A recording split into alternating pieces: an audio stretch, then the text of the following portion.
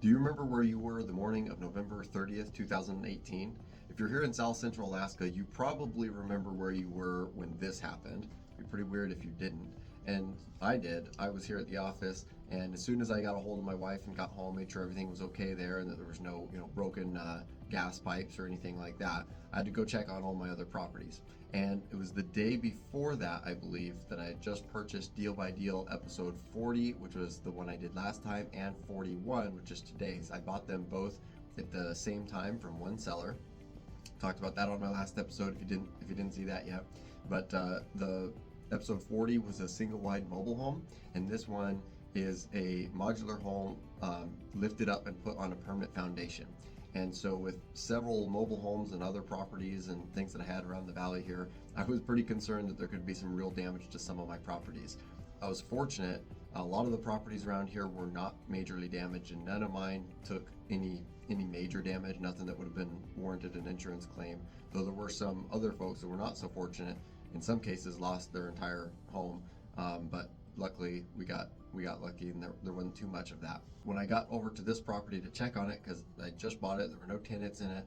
It was funny, there was about an 8-foot long Arctic entry, which is like a little entryway off the side of the house. This was the only way to enter this home that we had just bought, and in it were building materials that were stacked, including 8-foot sheets of plywood.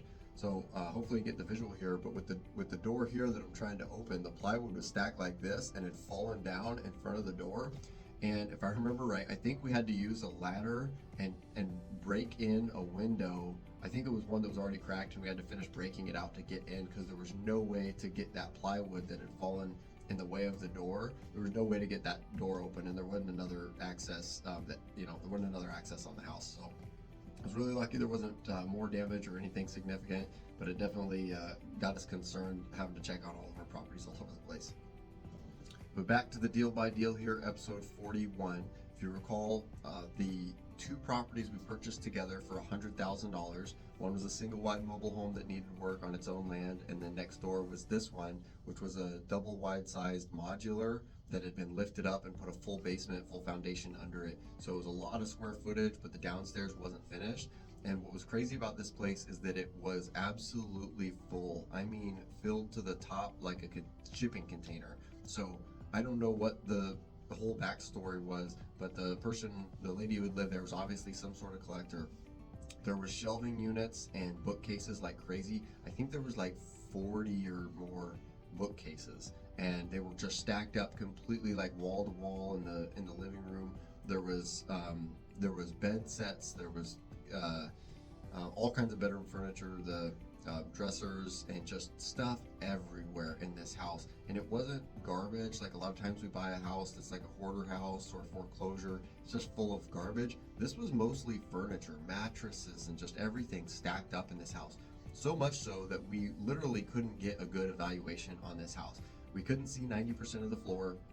We couldn't see 90% of the walls. We couldn't see a lot of the windows from the inside, but we could see from the outside. I mean, stuff was stacked like sardines in there, just completely full. There was some stuff in the yard, but not much. I think there was a camper or something. But the inside of this house was completely full. And so we negotiated the price for $100,000 for the two. So we considered $60,000 of it to be for the purchase of this house. Now, in hindsight, we could have paid more for that house, but the problem was there was no way to get an inspection. Not just like a home inspection, we couldn't even get our eyes on most of it. We would have had to spend a weekend emptying it just to look at it, just emptying it out into the yard. We couldn't see so much of the property. But once we purchased it, we started working on the smaller one to get it ready for sale.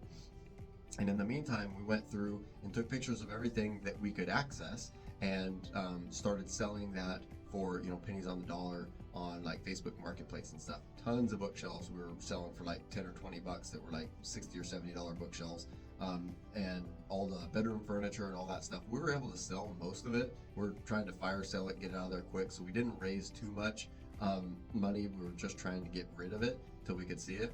And once we got down to it, we were very pleasantly surprised of what was left in there. The thing definitely needed cosmetic work, like some flooring and trim, and light fixtures were dated and stuff like that. But the property itself was pretty decent as far as the bones go.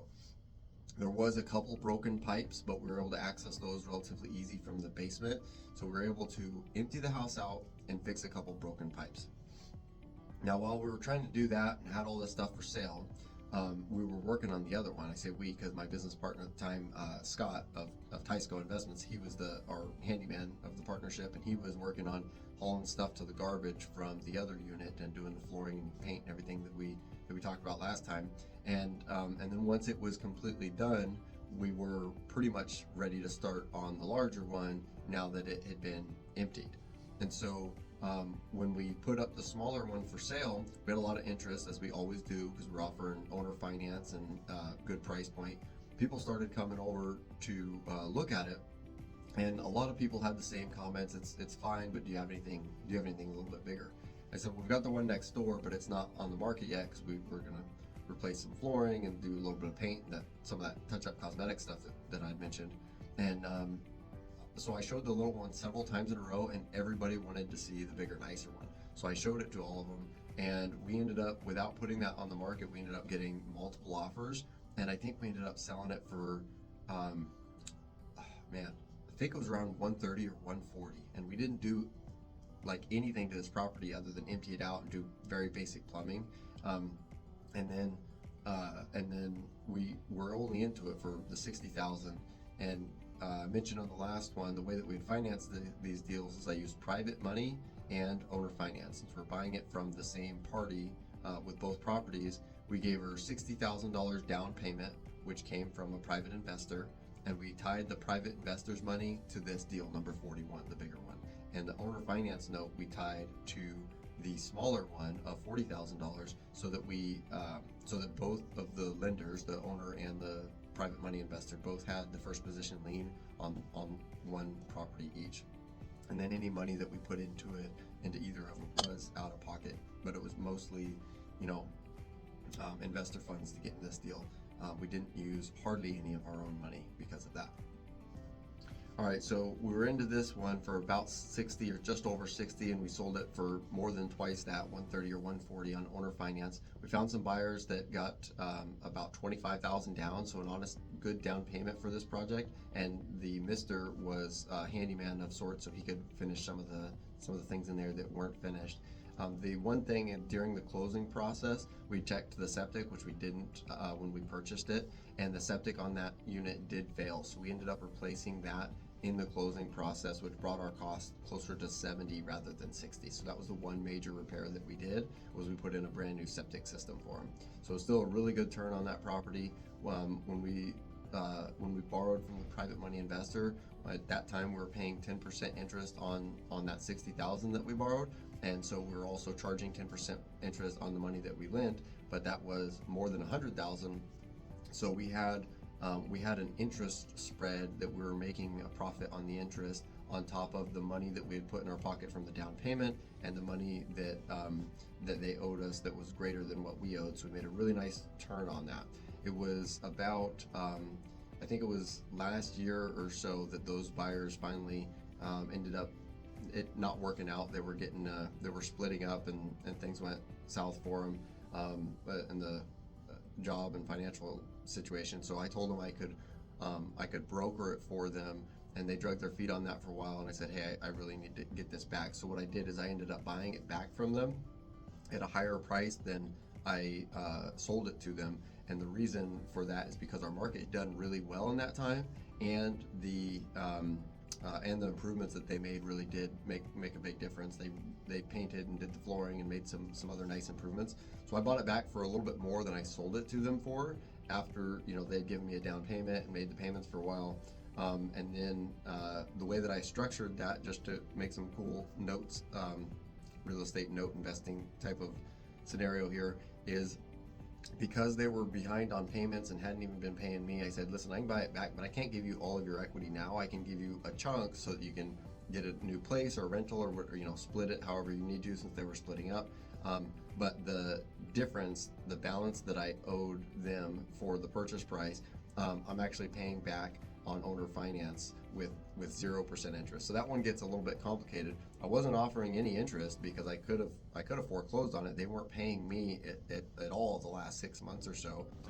and I did buy it back for more than I sold it to them for. They just need to wait a couple of years to get all of their equity back out of it. That gave me time to turn around and resell it, which I did resell it. We made a couple more improvements after we got it back the next time. There's a couple broken windows that we fixed, a couple other touch-up cosmetic things, and then we resold it at a profit again and are collecting. We got a really nice down payment, and we're collecting larger monthly payments because the total balance is higher, because of course we owe more too. So I know this one gets complicated, but to look at it like as a whole, we've got the first lien on it that we're still paying our investor. It was originally 60, now it's somewhat less than that.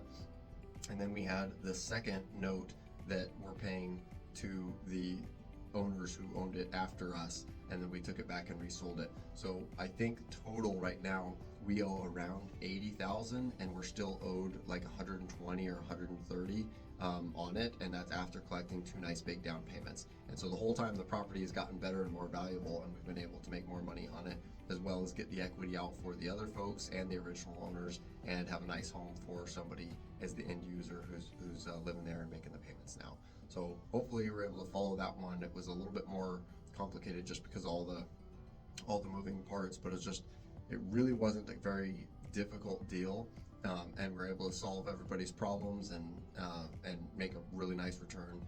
Not just cash in hand at the end of the deal when we sold it, got the down payment, but also monthly cash flow, which will make more money the longer it goes because of interest. So it's just another beautiful Tisco deal with relatively low amount of work for the amount of income that we're able to generate from that, as well as using very, very little of our own money. The most expensive thing there was the septic. We had that paid for at closing out of the down payment. So like this whole deal, where between the two deals, if it goes full term, literally hundreds of thousands of dollars of profit over a couple of decades, and we only had a few $1,000 and pretty minimal labor into it. So that's the beauty of creative real estate investing.